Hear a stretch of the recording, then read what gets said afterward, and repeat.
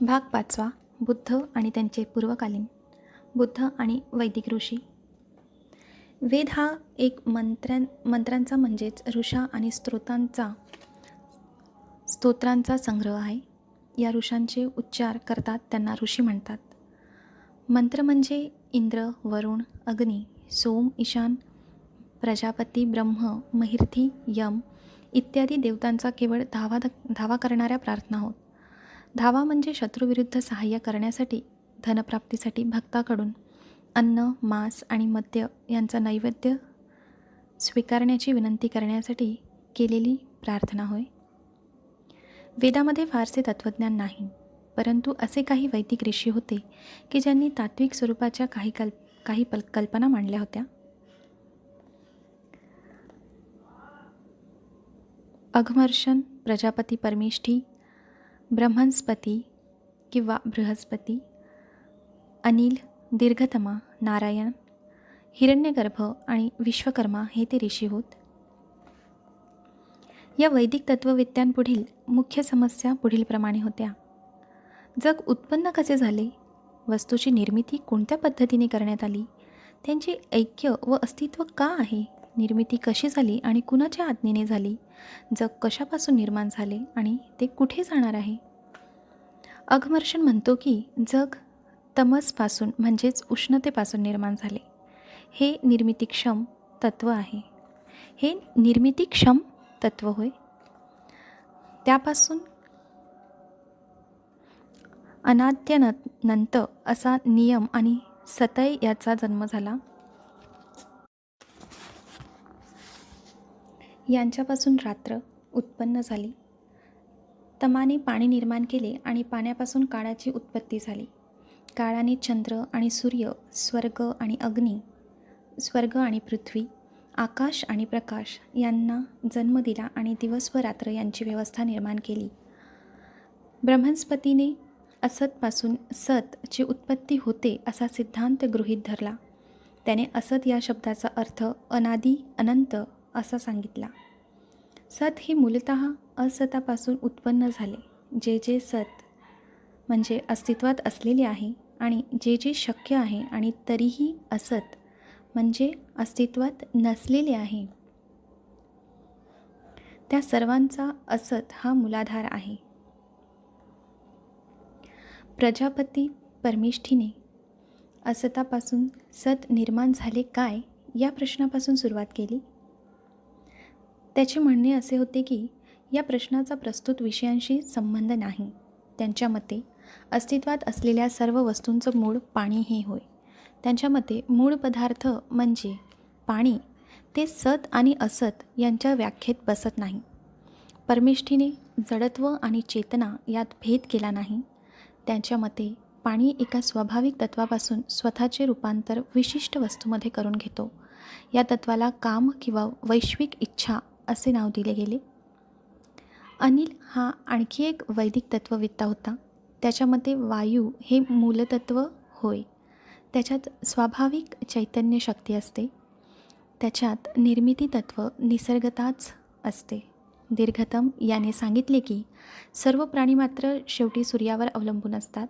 स्वतःच्या स्वाभाविक सामर्थ्याचा आधार असलेला आणि त्यावरच हालचाल करणारा सूर्य पुढे मागे सरकत असतो.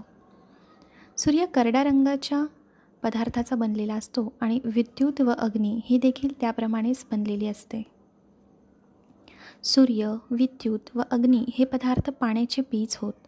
पाणी हे वनस्पतीचे बीज होय. याप्रमाणे दीर्घतम याचे विचार होते. नारायणाच्या मतानुसार पुरुष म्हणजे परमेश्वर हे पहिले जगत कारण होय. सूर्य, चंद्र, अग्नी, पाणी, अग्नी, वायू, अंतरिक्ष, आकाश, क्षेत्र, ऋतू, पक्षी, सर्व पशु, मानवाच्या सर्व जाती आणि सर्व मानवी संस्था यांची उत्पत्ती पुरुषांपासूनच होते. तात्विकदृष्ट्या हिरण्यगर्भ हा परमेष्ठी आणि नारायण यांच्या मध्यभागी होता. हिरण्यगर्भ म्हणजे सुवर्णगर्भ. या विश्वाच्या महान शक्तीतूनच इतर सर्व शक्तींची आणि ऐहिक व परलौकिक जीवांची उत्पत्ती झाली. हिरण्यगर्भ म्हणजे अग्नी. सौरतत्व नावाचे या विश्वाच्या उत्पत्तीचे तत्व अग्नीपासून बनले आहे. अस्तित्वात असलेल्या सर्व वस्तूंचा मूल पदार्थ पाणी होय असे गृहीत धरणे आणि मग त्याच्यावर चैतन्य शक्तीचा आरोप करून त्यापासून हे सर्व जग निर्माण झाले असा उत्कर्ष काढणे या गोष्टी विश्वकर्माच्या दृष्टीने अगदी अपुऱ्या आणि असमाधानकारक होत्या. रूपांतराचे तत्त्व अंगभूत असलेले पाणी हा जर मूळ पदार्थ असेल तर पाणी अस्तित्वात कसे आले आणि त्याने आपल्यातील चैतन्यशक्ती, निर्मिती तत्त्व, भौतिक सामर्थ्य, नियम आणि इतर सर्व गोष्टी कशापासून अस्तित्वात आल्या हा प्रश्न आपल्यापुढे शिल्लक राहतोच. विश्वकर्माचे असे मत होते की परमेश्वर हीच चैतन्य शक्ती होय.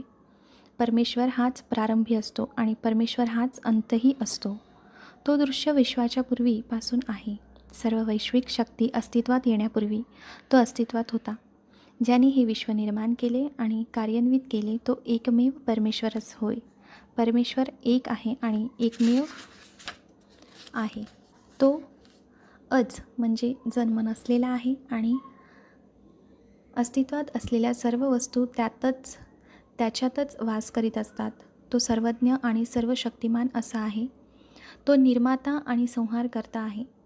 जनक म्हणून त्याने आपल्याला उत्पन्न केले आणि संहारक या नात्याने अस्तित्वातील सर्व वस्तूंचे भवितव्य त्याला माहीत आहेत. बुद्धांना सर्वच वैदिक ऋषी आदरणीय वाटले नाहीत. फक्त 10 वैदिक ऋषींनाच त्यांनी अतिप्राचीन आणि मंत्रांचे खरेखुरे जनक मानले. परंतु नैतिक पातळी उंचावणारे असे मंत्रांमध्ये त्यांना काहीही आढळले नाही. त्यांच्या मते वेद हे ओसाड वाळवंटाप्रमाणे निरुपयोगी आहेत. म्हणून ज्यापासून काही शिकता येईल असे मंत्रात काही नसल्यामुळे बुद्धांनी मंत्र बाजूला सारले. त्याचप्रमाणे वैदिक ऋषींच्या तत्त्वज्ञानात त्यांना काहीही आढळले नाही. सत्य प्राप्त करून घेण्यासाठी ते चाचपडत होते, परंतु ते त्या सत्याप्रत पोचले नाहीत. त्यांचे सिद्धांत म्हणजे तर्कशास्त्रांचा किंवा वस्तुस्थितीचा आधार नसलेल्या केवळ कल्पना होत्या. तत्त्वज्ञानात त्यांनी जी भर घातली तिच्यामुळे कोणतीही सामाजिक मूल्ये निर्माण झाली नाहीत. म्हणून वैदिक ऋषींचे तत्त्वज्ञानही निरुपयोगी म्हणून त्यांनी ते अमान्य केले. तत्त्ववेत्ता कपिल.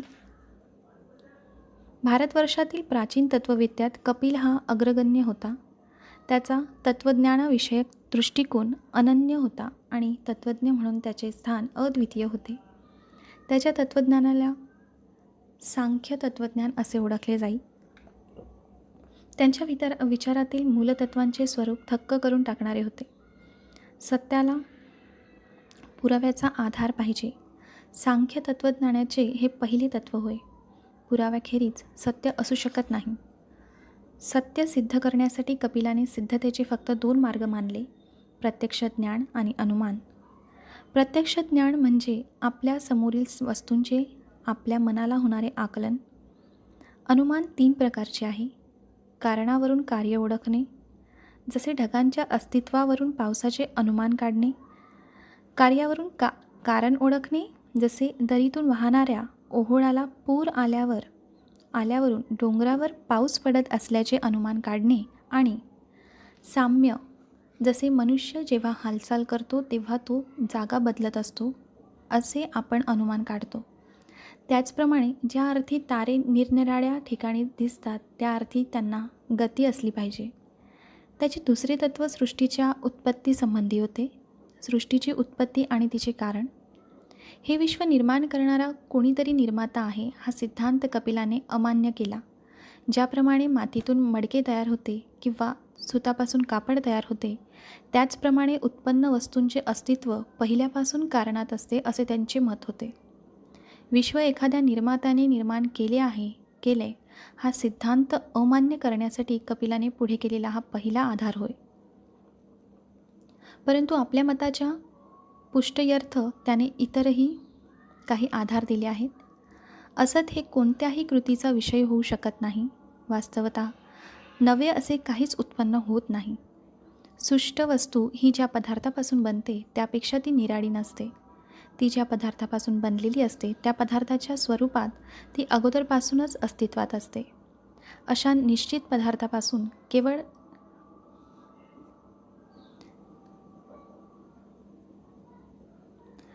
अशा निश्चित पदार्थापासून केवळ निश्चित स्वरूपाचीच वस्तू तयार होऊ शकते आणि काही विशिष्ट स्वरूपाच्या पदार्थापासूनच विशिष्ट स्वरूपाचा पदार्थ निर्माण होतो. मग या इंद्रिय गोचर विश्वाचे मूळ कोणते?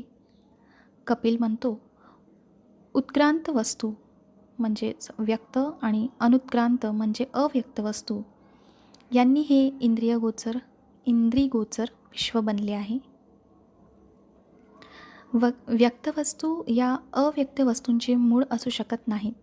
व्यक्त वस्तूंचा आकार मर्यादित असतो आणि विश्वाच्या मुळाचे जे स्वरूप त्याच्याशी तर हे विसंगत आहे.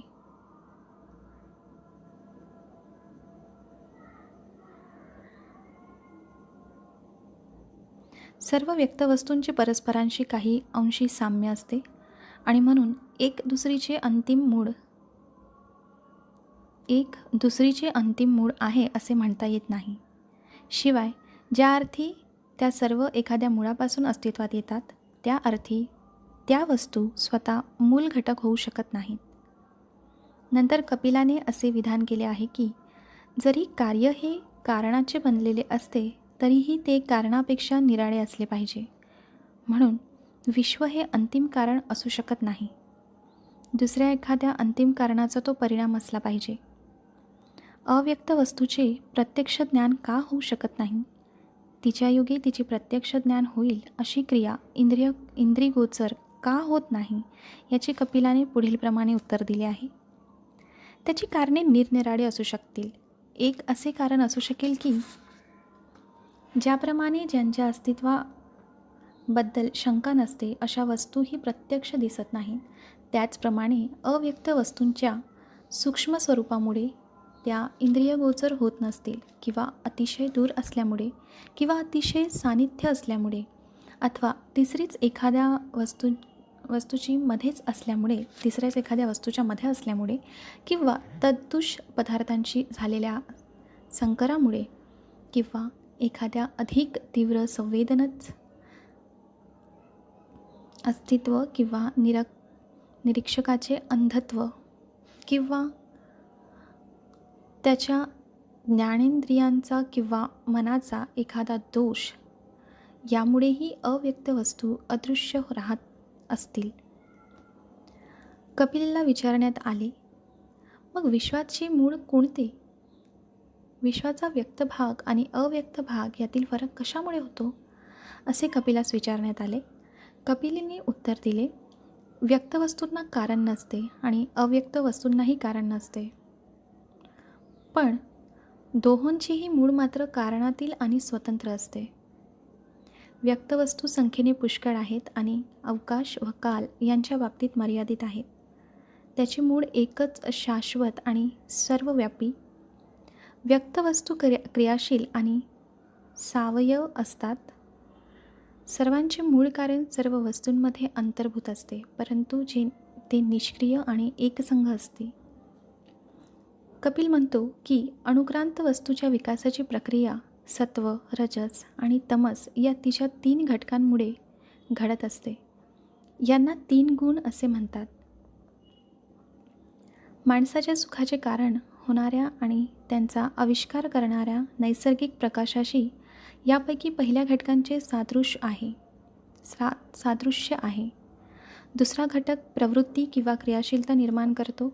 तिसरा घटक जड असून तो नियमन करतो आणि निष्क्रिय व उपेक्षेची स्थिती निर्माण करतो. या 3 घटकांचे परस्परांशी असलेले संबंध मूलतःच अत्यंत निकटचे असतात. ते एकमेकांवर मात करतात, एकमेकांना आधारही देतात आणि परस्परात मिसळूनही जातात. हे घटक ज्योत, तेल आणि वात या दिव्याच्या घटकांप्रमाणे असतात.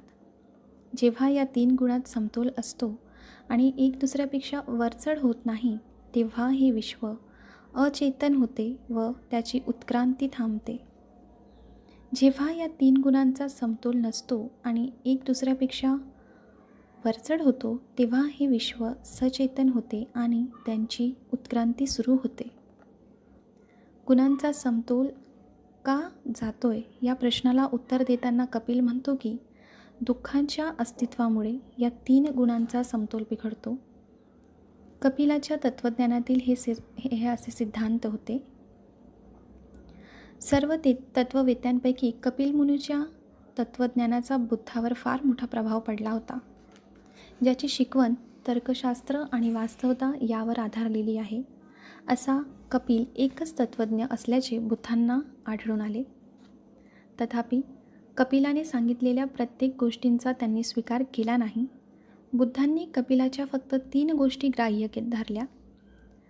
सत्य हे पुराव्याने सिद्ध झाले पाहिजे व क्रियेला बुद्धिवादाचा आधार असला पाहिजे हे त्यांनी मान्य केले. देव अस्तित्वात आहे किंवा त्याने विश्व निर्माण केले हे गृहीत धरण्यास तर्कशास्त्राचा किंवा वस्तुस्थितीचा कोणताही आधार नाही हे त्यांनी मान्य केले. जगात दुःख आहे हे त्यांनी मान्य केले. कपिलाच्या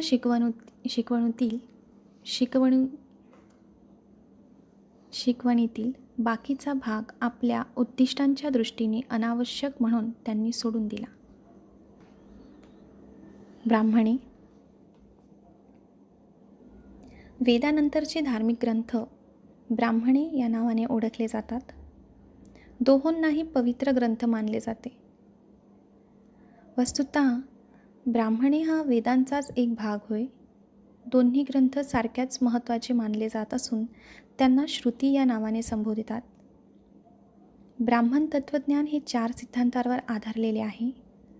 पहिला सिद्धांत असा की वेद हे केवळ पवित्र आहेत असे नसून ते अचूक आहेत आणि त्यांचा अधिकार वादातीत आहे. ब्राह्मण तत्त्वज्ञानाचा दुसरा सिद्धांत असा की योग्य ते वैदिक यज्ञ केले, धार्मिक विधी आणि समारंभ पार पाडले आणि ब्राह्मणांना दक्षिणा दिली तरच आत्म्याला मुक्ती मिळते, म्हणजे जन्ममरणाच्या फेऱ्यातून त्याची सुटका होते. वेदात सांगितलेली आदर्श धर्माचीच कल्पना ब्राह्मणांपाशी होती असे नव्हे, तर आदर्श समाजाविषयीही ही त्यांची एक कल्पना होती. या आदर्श समाज रचनेला त्यांनी चातुर्वर्ण्य असे नाव दिले. चातुर्वर्ण्याची कल्पना वेदात सांगितलेली आहे आणि ज्या अर्थी वेद हे स्खलनातील व वादातीत आहेत, त्या अर्थी समाजरचनेची चातुर्वर्ण्य पद्धतीसुद्धा बंधनकारक आणि वादातीत आहे. ही समाजपद्धती काही विशिष्ट नियमांवर आधारलेली होती. पहिला नियम असा की समाज 4 वर्णात विभागला जावा: ब्राह्मण, क्षत्रिय, वैश्य आणि शूद्र. दुसरा नियम असा की वर्णात सामाजिक समता असू शकत नाही. वर्गवार विषमतेच्या नियमाने हे परस्परांशी बांधले गेले पाहिजेत. सर्वांच्यावर ब्राह्मण असले पाहिजेत, ब्राह्मणांच्या खालोखाल, पण वैश्यांच्या वर क्षत्रियांच्या खालोखाल, परंतु शूद्रांच्या वर वैश्य आणि शूद्र हे सर्वांच्या खाली असले पाहिजेत. हक्क आणि अधिकार यांच्या बाबतीत या 4 वर्णात समानता असू शकत नव्हती. हक्क आणि अधिकार यांचा प्रश्न वर्गवार विषमतेच्या नियमांवर आधारलेला होता. ब्राह्मणाला त्याच्या इच्छेप्रमाणे हवे असतील ते सर्व हक्क आणि अधिकार असत, पण ब्राह्मणाला जे हक्क व अधिकार मिळत ते क्षत्रियाला मिळत नसत. त्याला वैश्यापेक्षा जास्त हक्क व अधिकार मिळत. वैश्याला शूद्रापेक्षा अधिक हक्क व अधिकार असत, पण क्षत्रियाला मिळणारे हक्क व अधिकार त्याला मिळत नसत. आणि शूद्राला तर अधिकार नव्हतेच, पण खास हक्क तर मुळीच नव्हते. 3 वरिष्ठ वर्णांना न दुखविता जगणे एवढाच त्याला हक्क होता. चातुर्वर्ण्याचा तिसरा नियम व्यवसायाच्या विभागणीसंबंधी होता. अध्ययन, अध्यापन आणि धार्मिक विधी करणे हा ब्राह्मणांचा व्यवसाय होता. क्षत्रियाचा व्यवसाय लढाई करणे हा होता. व्यापार हा वैश्यांवर सोपविण्यात आला होता आणि 3 वर्गाची सेवा करणे हा शूद्रांचा व्यवसाय होता. निरनिराळ्या वर्णाला दिलेले व्यवसाय हे खास त्या वर्णासाठी होते. एका वर्णाच्या व्यवसायात दुसऱ्याला शिरता येत नसे. चातुर्वर्ण्याचा चौथा नियम शिक्षणाच्या हक्कासंबंधी होता. चातुर्वर्ण्य पद्धतीने शिक्षणाचा हक्क ब्राह्मण, क्षत्रिय व वैश्य या पहिल्या 3 वर्णांनाच होता. शूद्रांना शिक्षणाचा हक्क नाकारण्यात आला. चातुर्वर्ण्याच्या नियमाने शिक्षणाचा हक्क केवळ शूद्रांनाच नाकारण्यात आला नव्हता, तर ब्राह्मण, क्षत्रिय आणि वैश्य या वर्णातील स्त्रियांना देखील तो नाकारण्यात आला. आणखी एक 5वा नियम होता.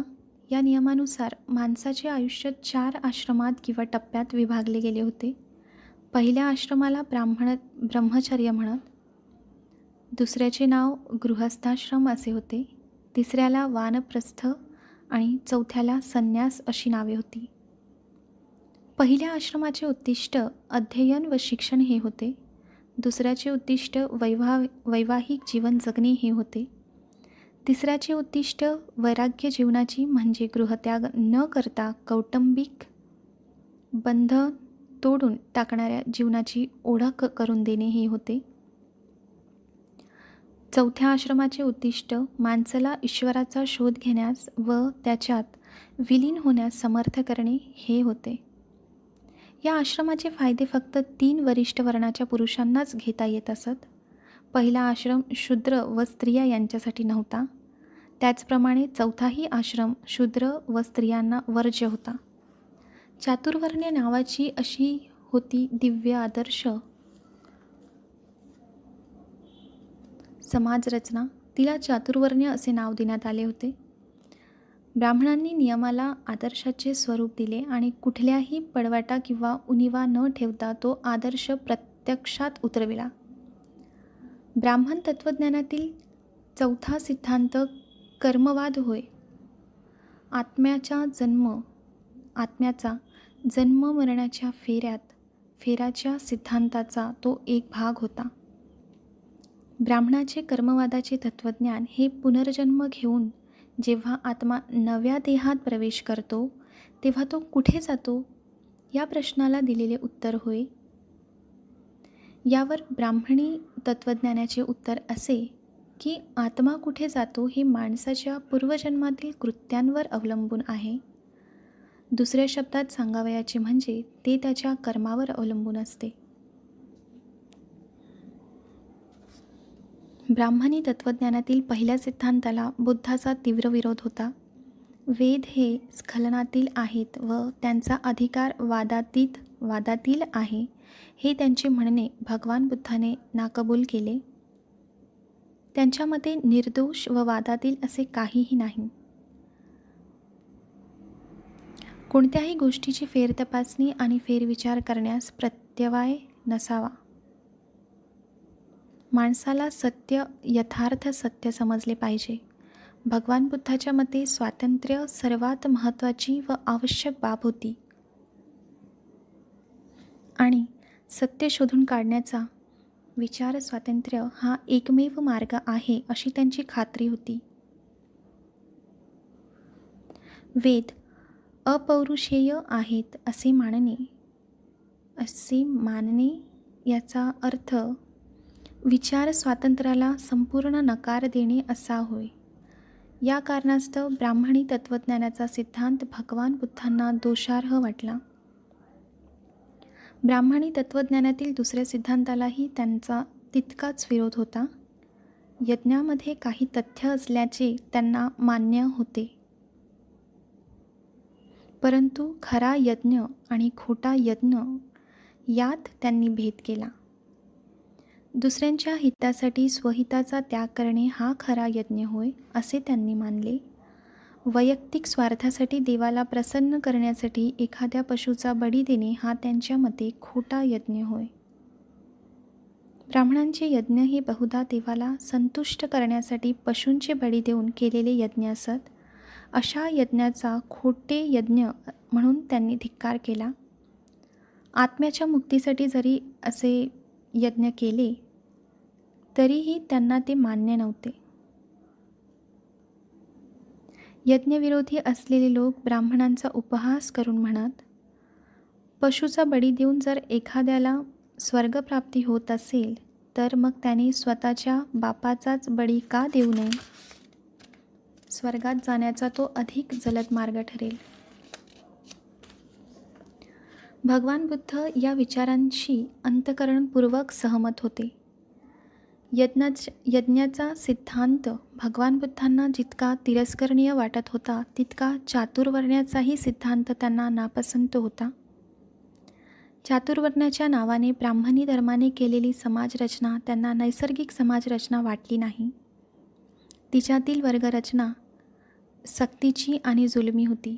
विशिष्ट वर्गाच्या मतलबानुसार तयार केलेली अशी ती समाजरचना होती. मोकळा आणि स्वतंत्र समाज त्यांना पसंत नव्हता. ब्राह्मणांची चातुर्वर्ण्य पद्धती ही कधीही न बदलणारी कायमस्वरूपाची अशी समाजरचना होती.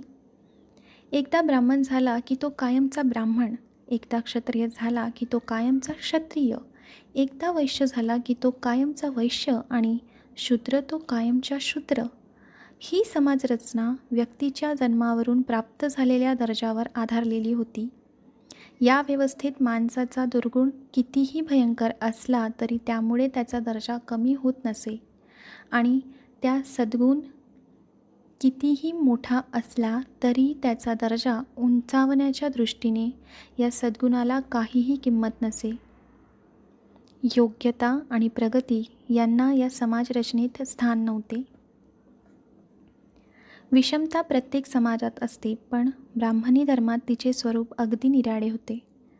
ब्राह्मणांनी सांगितलेली विषमता हे त्या समाजाचे अधिकृत तत्त्व होते. समाजावर वाढलेले ते केवळ बांडगुळ नव्हते. ब्राह्मणी धर्माचा समतेवर विश्वास नव्हता.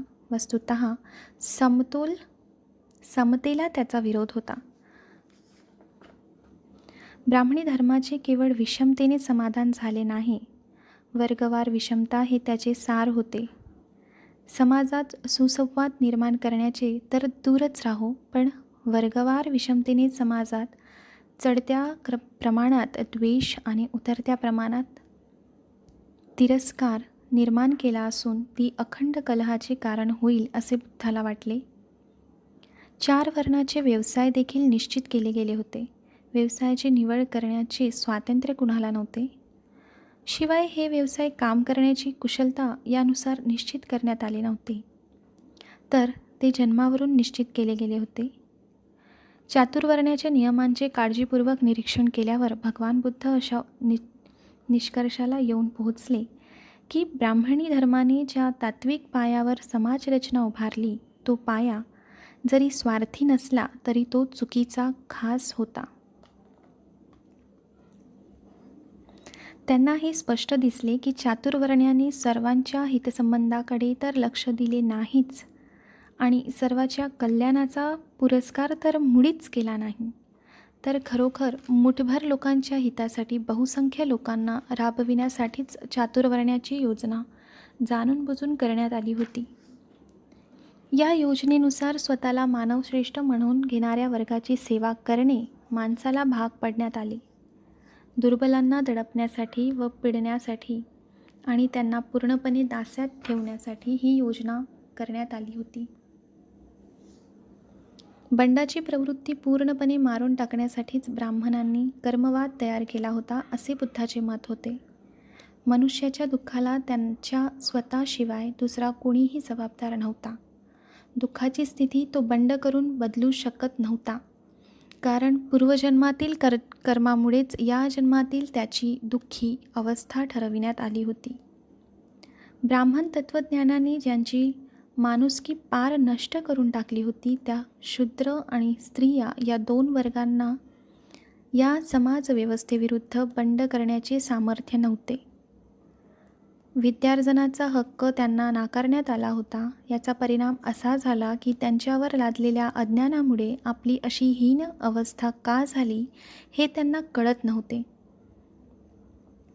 ब्राह्मणी धर्माने त्यांचे जीवन अर्थशून्य करून टाकले होते हे त्यांना समजले नव्हते. या ब्राह्मणी तत्त्वज्ञानाविरुद्ध बंड करण्याऐवजी ते त्याचे भक्त बनले व त्याचा ते पुरस्कार करू लागले. शस्त्र धारण करणे हा आपले मानवी स्वातंत्र्य मिळविण्याचा शेवटचा उपाय आहे, परंतु शूद्रांना शस्त्र धारण करण्याचा हक्क नाकारण्यात आला होता.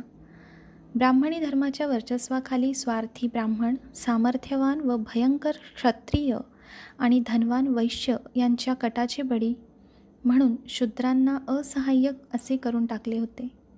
अशा या समाजरचनेत बदल घडविणे शक्य होते काय? ही समाजव्यवस्था ईश्वरप्रणीत समजली जात असल्यामुळे ती बदलता येणे शक्य नाही हे बुद्धाला माहीत होते. ती फक्त नष्ट करून टाकणेच शक्य होते. या कारणांसाठी खऱ्या जीवनमार्गाला विरोधी म्हणून ब्राह्मणी तत्त्वज्ञान बुद्धाने अमान्य केले. उपनिषदे आणि त्यांची शिकवण. उपनिषदे हे वाङ्मयातील वेगळ्या प्रकारचे ग्रंथ होत. उपनिषदे वेदांचा भाग नव्हते. कोणताही धार्मिक कायदा यात सांगितलेला नाही. असे असूनही उपनिषदे हा धार्मिक वाङ्मयाचा एक भाग झाला. उपनिषदांची संख्या बरीच मोठी आहे. त्यातील काही महत्त्वाची आहेत, काही मुळीच महत्त्वाची नाहीत. त्यापैकी काही उपनिषदे वैदिक सिद्धांती ब्राह्मण पुरोहित यांच्या विरुद्ध असल्याबद्दल गणली जातात. वैदिक अभ्यास म्हणजे अज्ञान व अविद्या यांचा अभ्यास होय, याविषयी या सर्वांचे एकमत होते. 4 वेद आणि वैदिक शास्त्रे यांचे ज्ञान हे हलक्या दर्जाचे ज्ञान होय, याविषयी या सर्वांचे एकमत होते. वेद हे ईश्वर निर्मित आहेत हे अमान्य करण्यात त्यांचे एकमत होते. यज्ञ व त्यांचे फल,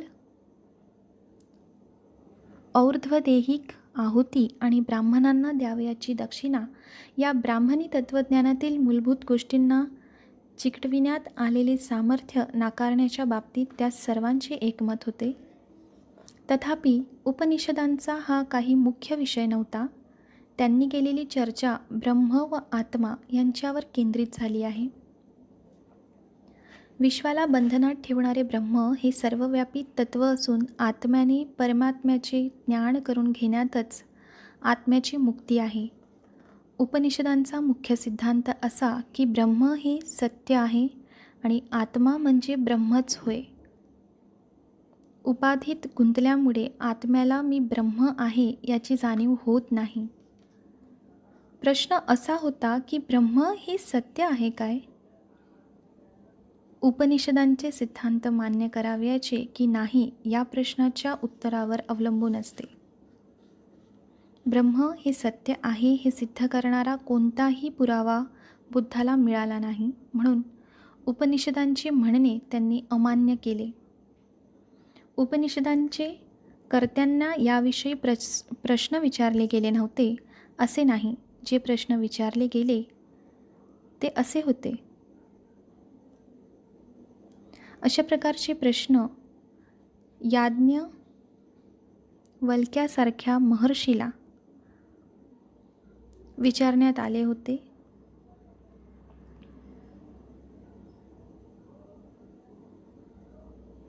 बृहदारण्य उपनिषदात याज्ञवल्क्याने महत्त्वाची कामगिरी बजावली आहे.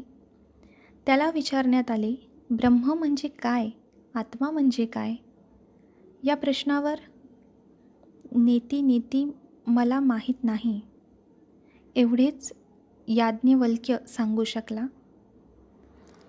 ज्याच्याविषयी कुणालाच माहीत नाही